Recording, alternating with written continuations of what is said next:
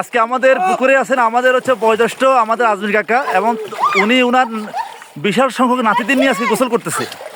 এই যে একটা জেনারেশন, যে সিনিয়র এবং জুনিয়রের যে সামঞ্জস্যতা, এই কাকাই আজকে এটা নিয়ে কিছু তার অনুভূতি শেয়ার করবেন।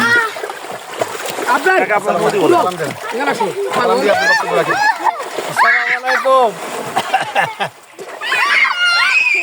আপনার কেমন লাগতেছে? আপনার এই যে নতুন জেনারেশন নিয়ে আপনি যে গোসল করতেছেন, আপনার অনুভূতি কেমন লাগছে?